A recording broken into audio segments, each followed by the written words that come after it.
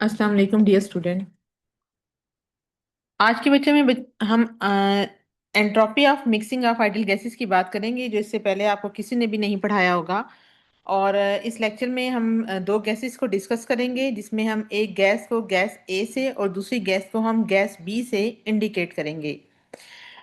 इसको अंडरस्टैंड करने के लिए हम ये देखते हैं कि फर्ज किया हमारे पास दो गैसेस थी, जिसमें एक को हमने ब्लू से और एक को हमने ग्रीन से हाईलाइट किया, और हमने कहा कि जब ये दो गैसेस आपस में मिक्स होती हैं तो इनका एंट्रोपी पर क्या इफेक्ट होता है। आया इनकी एंट्रोपी इंक्रीज होती है या डिक्रीज होती है। इस पूरे फिनोमिना को हम मैथमेटिकली स्टडी करेंगे और इनके पार्शियल प्रेशर को हम P1 और P2 के साथ रिप्रेजेंट करेंगे।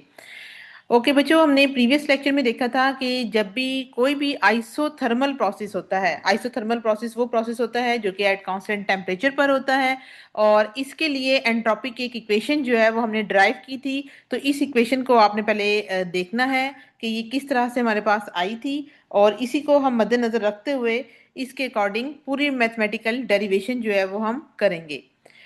अब इसके बाद हम ये भी देखते हैं कि आइसोथर्मल प्रोसेस में चूंकि आपका टेम्परेचर कांस्टेंट रहता है, यानी अगर आप इस इक्वेशन में देखें तो यहाँ पे आपके पास log natural T2 over T1 है। ठीक है, तो ये जो log natural T2 over T1 का कंसेप्ट है, ये आपका आइसोथर्मल प्रोसेस में चूंकि ये सेम रहेगा तो ये पूरी टर्म जो है वो आपकी एक दूसरे के इक्वल हो जाती है।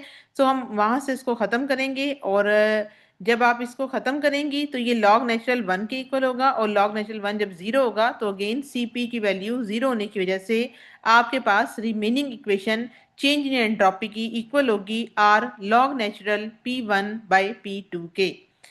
तो चूंकि हमने इस इक्वेशन को टू गैसेस के पॉइंट ऑफ व्यू से देखना है, पहले हम इंडिविजुअल इनकी एंट्रोपी की वैल्यू देखेंगे, और बाद में हम एंट्रोपी जो है वो for B mole of gas के लिए जो है वो नोट करेंगे। तो इसी इक्वेशन में हम कुछ मॉडिफिकेशन करेंगे।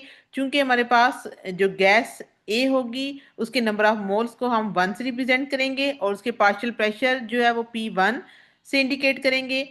तो ये तो इक्वेशन निकल आएगी हमारे पास change in entropy for gas A के लिए, और इसको हम इक्वेशन नंबर 1 से इंडिकेट करेंगे। अब सेम यही इक्वेशन फॉर हम सेकंड गैस जो कि हमारे पास बी मोल ऑफ गैस था उसके लिए हमने इसको लिखा, और जहां अगर आपके पास सेकंड गैस होगी तो उसके पार्शियल प्रेशर को हमने 2 से इंडिकेट कर देना है। ठीक है, इसके बाद आपने अगले स्टेप में क्या करना है, आपने अगले स्टेप में इन दोनों गैसेस के जो एंट्रोपी है उनको आपने मिक्स करना है, और आप कहेंगे कि जो मिक्सिंग ऑफ एंट्रोपी है it will be equal to change in entropy of gas A as well as gas B. और इसके नतीजे में आपके पास ये जो इक्वेशन होगी N1 R log natural P1 star by P1 के। ठीक है, इसी तरह ये जो हमारे पास SB है जो कि हमारे पास सेकंड मोल है, उसके लिए जो हमारे पास इक्वेशन आएगी वो N2R log natural P2 over P2 होगी। यहाँ पे हमने स्टार इसलिए लिखा कि ये इनके इंडिविजुअल पार्शियल प्रेशर के लिए है, और जो P2 होगा सिंपल ये आपके पास मिक्सिंग के लिए होगा। इसके बाद हमने Dalton's law of partial pressure को डिटेल में स्टडी किया था, और उसके अकॉर्डिंग क्या होता है कि ये हमने इक्वेशन फर्स्ट ईयर में स्टडी की थी कि पार्शियल प्रेशर किसी भी गैस का डायरेक्टली रिलेटेड होता है to the mole fraction of that gas. ठीक है, मोल फ्रैक्शन के बारे में भी आप डिटेल में पढ़ चुके हैं। तो जब आप इसकी प्रोपोर्शनैलिटी को खोलेंगे तो आपने पढ़ा हुआ है कि इक्वल और साथ कोई ना कोई कांस्टेंट जो है वो इंट्रोड्यूस होता है। तो ये इक्वेशन आपकी P1 की मॉडिफाई होके इक्वल हो जाएगी P2 x1 के। सेम यही जो है वो आपके पास बी गैस के लिए भी आप इसी इक्वेशन के अंदर मॉडिफिकेशन करेंगे और इसको P2 के अंदर एडजस्ट कर लेंगे।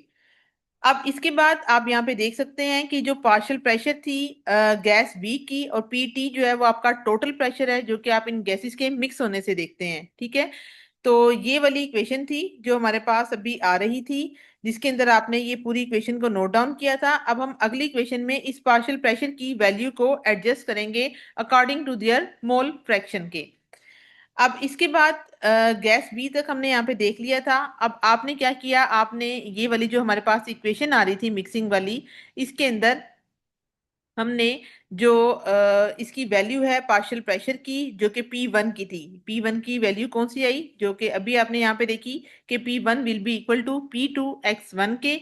एंड सेम वे में जहाँ पे आपके पास P2 दिया होगा, वहां पे P2 की जगह पे हम इसकी वैल्यू को इस वाली इक्वेशन में पुट करेंगे। अब कहाँ पे पुट करेंगे, ये आपके पास P1 का एरिया है, इस P1 की जगह पे आपने इसकी वैल्यू पुट कर दी। सेम केस पार P2 के लिए। और आपकी एंट्रोपी मिक्सिंग जो है वो दोनों गैसेस के लिए आपको कैसे हासिल होगी, by the adding up of these two equation. और इसकी मिक्सिंग के बाद आपके पास जो केस अराइज होगा कि जब इंडिविजुअल केसेस में ये गैसेस सेपरेट थी तो इनकी एंट्रोपी डिफरेंट थी, जब आपने इनको मिक्स किया तो उनके ऊपर क्या इफेक्ट होगा। तो हम ये देखते हैं कि ये जो पूरा केस है, अगर स्पेशल केस हो तो उसमें हम ये कहते हैं कि टेम्परेचर और प्रेशर अगर दोनों के दोनों कांस्टेंट रहे, यानी आपका ये जो पूरा गैसेस को मिक्स करने का प्रोसेस है, इस दौरान आपके ना तो प्रेशर में कोई चेंज आ रहा है, ना ही आपके कोई टेम्परेचर में चेंज आता है, तो उस टाइम पे आप क्या कहेंगे कि उनका इंडिविजुअल प्रेशर हो, चाहे वो P1 के लिए हो चाहे P2 के लिए हो, या आपके पास टोटल प्रेशर हो, इन तमाम की वैल्यू अगर तो वो कांस्टेंट रहती है तो वो चेंज नहीं होती। और उसको हम कह देते हैं कि it will be equal to simply by P के इक्वल है। तो आपके पास जो पहले ये जो इक्वेशन आ रही थी, जो आपने देखी थी, ये आपके पास इक्वेशन थी। इस इक्वेशन के अंदर आपने क्या किया, आपने ये नोट किया कि ये आपके पास जितने भी, चाहे वो P1 स्टार लगे हुए हैं या PT लगे हुए हैं, तो जब इनमें कोई चेंजेस ही नहीं आ रही तो ये पूरे का पूरा आपका खत्म हो जाएगा। किस तरीके से कि आपने ये कहा कि ये पूरी वैल्यू चाहे वो P1 हो या P हो, अगर ये सेम हो जाती है तो ये एक दूसरे से कट जाएंगी। इन द सेम वे ये P और P से कट जाएंगी तो इधर पीछे वन रह जाएगा, एंड द सेम वे यहां पर भी वन रह जाएगा। तो एंट्रोपी की इक्वेशन मिक्सिंग के बाद N1R log natural 1/x1 plus N2R log natural 1/x2 के इक्वल होगी। तो चूंकि हमारे पास ये इक्वेशन आ चुकी थी और इसके अंदर अभी हमने ये बात डिटेल में स्टडी की कि जब ये सारी चीजें सेम होंगी तो आपके पास जब ये इक्वेशन इस तरह से आएगी, तो आपने ये पढ़ रखा है कि अगर आपके पास लॉग नेचुरल मौजूद हो और x1 डिनोमिनेटर में हो, तो जब ये x1 ऊपर जाता है तो इसका साइन रिवर्स हो जाएगा और इस पूरी टर्म के साथ माइनस इंट्रोड्यूस होगा। And the same way for x2 के लिए होगा।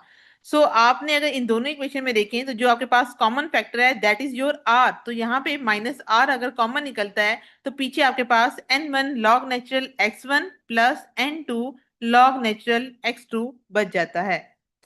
अब इसके बाद ये आपके पास एक तरह से इसकी मैथमेटिकल एक एक्सप्रेशन जो है वो निकल आता है, जो कि आपके पास एंट्रोपी है for the mixing of these two gases के लिए।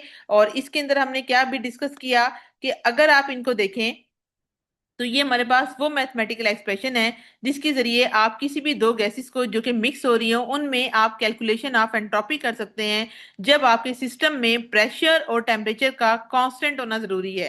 क्योंकि अगर प्रेशर और टेम्परेचर कांस्टेंट ही नहीं होंगे तो जाहिर है फिर वो वैल्यू पीछे जो हमने अभी कहा कि P जो 1 है और वो इक्वल हो जाती है P2 या PT के, तो सारी वैल्यूज आपकी सिंपल इक्वल हो जाती थी P के, तो वो उस तरह से फिर इक्वल नहीं आएंगी और आपकी इक्वेशन की फाइनल फॉर्म जो है वो आपको हासिल नहीं होंगी।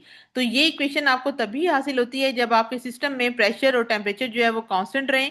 और जो चेंज इन एंट्रोपी है for the mixing of these two gases के लिए, अब आपने क्या देखना है कि हम ये कहते हैं कि यहाँ पे हम थोड़ा सा मोल फ्रैक्शन के हवाले से एक बात स्टडी करेंगे कि जब भी आपने ये कंडीशन देखी तो इनके लिए स्पेसिफिक कंडीशन के अकॉर्डिंग x1 और x2 जो आपके पास मोल फ्रैक्शन है, नॉर्मली इनकी वैल्यू लेस देन यूनिटी होती है। तो अगर इनकी वैल्यू लेस देन यूनिटी का मतलब ये टर्म जो है वो आपकी माइनस में चली जाएगी। तो जब ये टर्म माइनस में हो, पीछे वाली इक्वेशन के साथ माइनस आ रहा हो, तो जब इन दोनों को आप मल्टीप्लाई करते हैं तो आपका आंसर पॉजिटिव में आता है, जो कि ये चीज सजेस्ट करती है कि जब भी कोई भी गैस आपके पास मिक्स होती है तो after the mixing of these two gases इनकी एंट्रोपी इंक्रीज होती है, जिसको आपने यहाँ पे किससे इंडिकेट किया, विद दियर पॉजिटिव साइन के साथ हमने इसको इंडिकेट किया। आज का बच्चों हमारा लेक्चर यहीं तक था। उम्मीद है आपको समझ आई होगी। ओके बच्चों, टेक केयर एंड अल्लाह हाफिज।